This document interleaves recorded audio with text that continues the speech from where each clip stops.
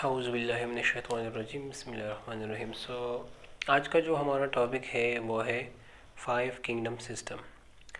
5 kingdom systems है, मैंने पहले जो टर्मिनोलॉजी समझाई थी, जो सेल्स की डिफिनीशन थी, उसको जहन में रखते हुए आइए 5 किंगडम सिस्टम को स्टार्ट करते हैं। इस दुनिया में बहुत सारे एनिमल्स, बहुत सारे प्लांट्स, बहुत सारे बैक्टीरिया थे, तो इनको अलग-अलग स्टडी करना बहुत ही मुश्किल था और बहुत ही ज़्यादा टाइम वेस्टिंग था।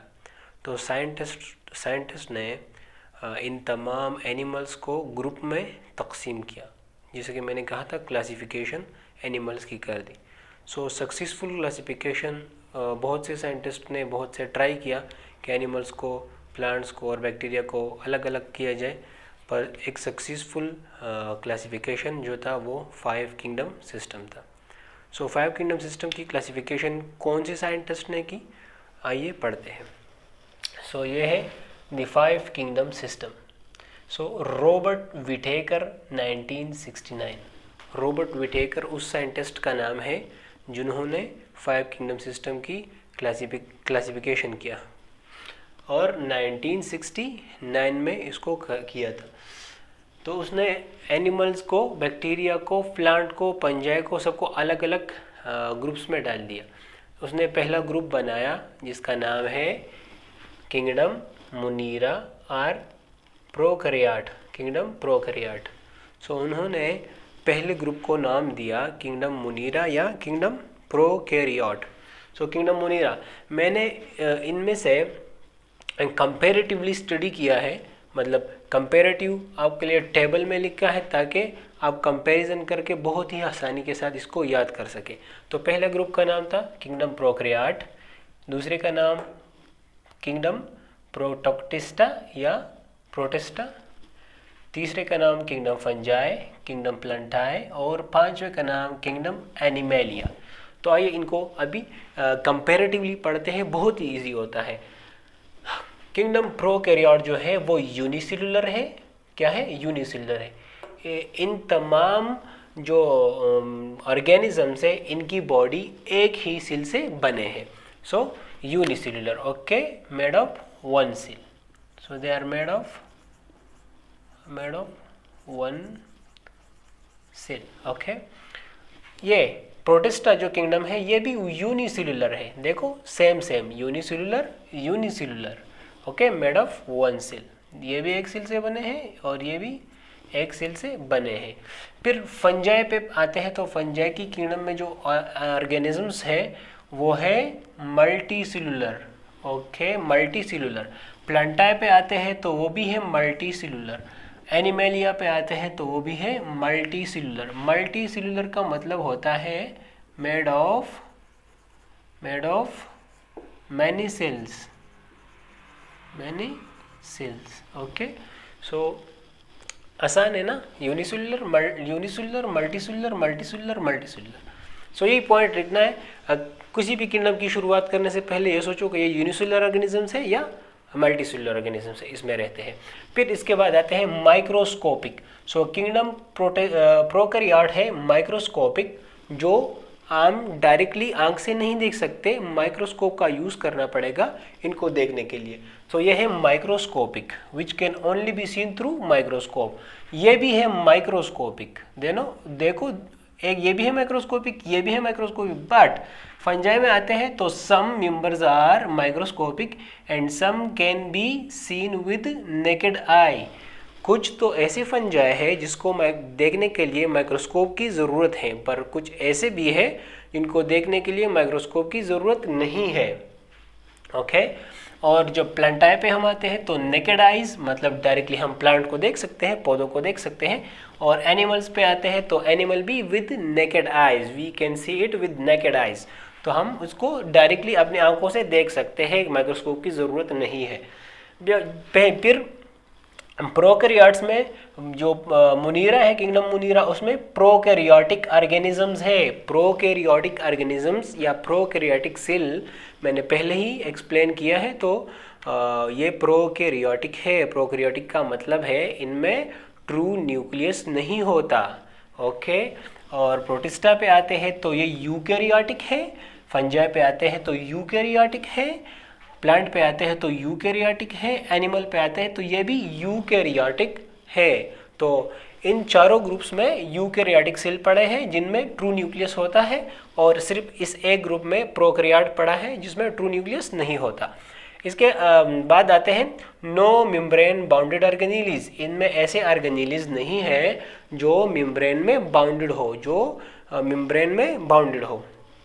बट अब अगर प्रोटिस्टा पे आ जाए तो हैविंग मेम्ब्रेन बाउंडेड ऑर्गेनेलीज, इनमें मेम्ब्रेन बाउंडेड ऑर्गेनेलीज होते हैं, और इनमें भी मेम्ब्रेन बाउंडेड ऑर्गेनेलीज होते हैं। हैविंग मेम्ब्रेन बाउंडेड ऑर्गेनेलीज इनमें भी होते हैं और इनमें भी होते हैं। तो इन चारों ग्रुप में मेम्ब्रेन बाउंडेड ऑर्गेनेलीज भी होते हैं, क्योंकि ये यूकैरियोटिक सेल है ना। तो मैंने यूकैरियोटिक सेल की जो वीडियो थी, जो लेक्चर था, मैंने उसमें बताया था कि यूकैरियोटिक में डबल मेम्ब्रेन बाउंडेड ऑर्गेनेलीज होते हैं। तो अगर उन टॉपिक को आपने याद किया तो ये बिल्कुल ईजी है। फिर देखो, अब सेल वॉल की तरफ आते हैं।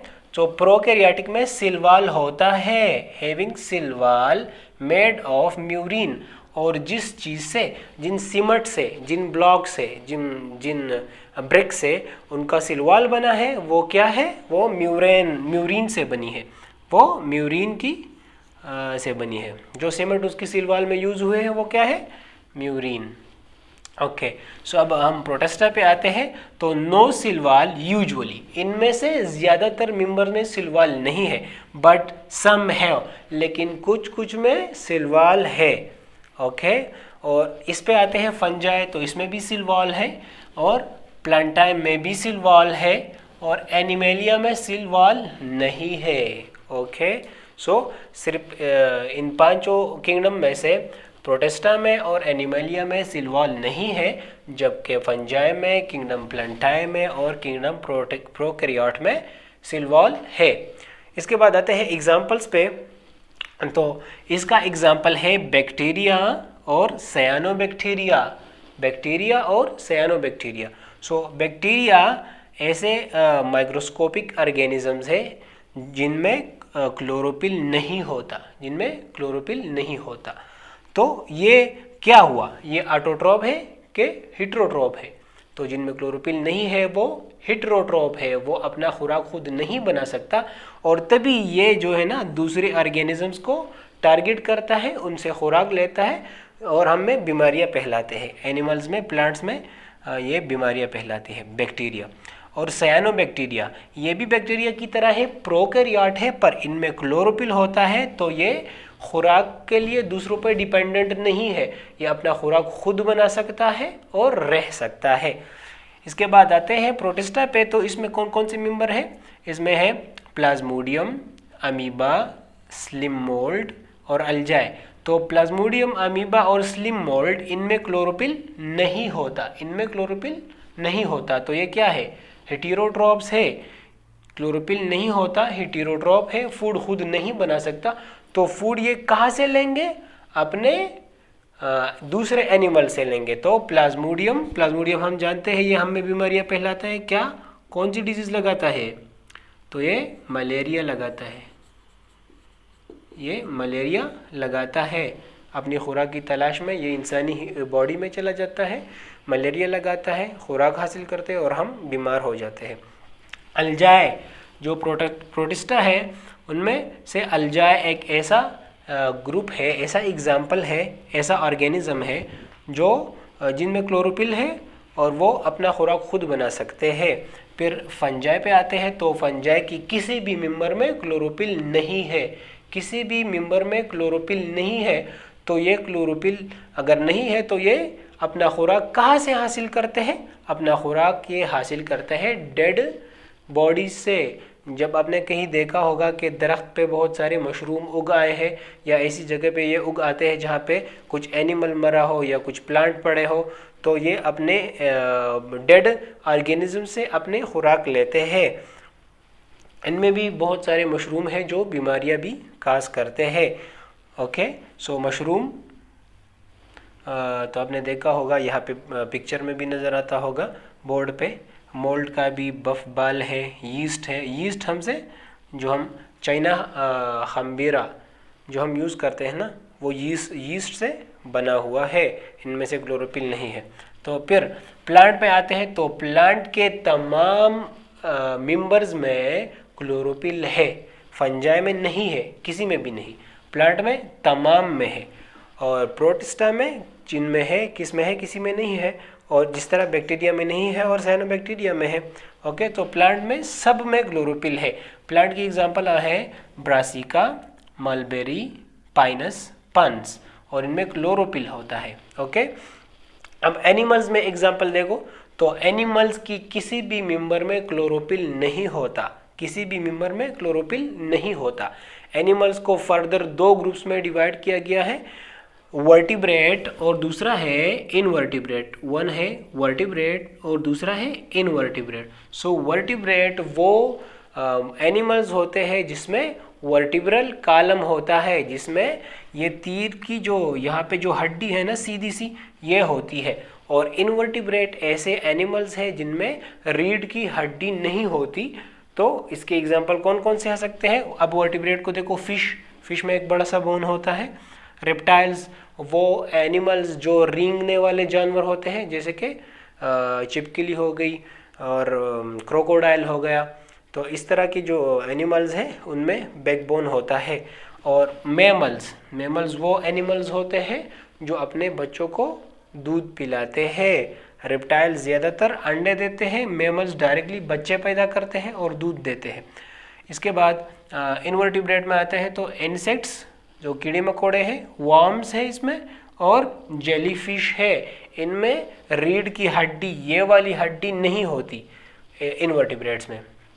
अब फूड की बात आते हैं, तो ये किस फॉर्म में फूड स्टोर करते हैं? एनिमल्स स्टोर करते हैं ग्लाइकोजन के फॉर्म में। हाँ, उनकी बॉडी में फूड ग्लाइकोजन के फॉर्म में पड़ा रहता है। और प्लांट में स्टार्च की फॉर्म में पड़ा रहता है। ओके, और फंजाई में भी ग्लाइकोजन के फॉर्म में पड़ा रहता है। तो फूड स्टोरेज के मामले में फंजाई और एनिमल एक जैसे है। ओके, तो ये था 5 किंगडम सिस्टम। बहुत ही इजी है, अगर आप कंपेरेटिवली पढ़ लो, बस कुछ 3-4 पॉइंट्स याद करने हैं। तकरीबन 1 2 3 4 5 6 पॉइंट्स अपने याद रखने हैं, और फिर हर एक किंगडम पे उसको अप्लाई करना है कि मल्टीसेलुलर था, यूनिसेलुलर, क्लोरोफिल है कि नहीं है, डबल मेम्ब्रेन बाउंडेड है कि नहीं है। ओके, सो आपने यही याद करना है, फिर एग्जाम्पल्स याद करने हैं और आपकी 5 किंगडम सिस्टम आपको याद हो गए। Thank you for watching.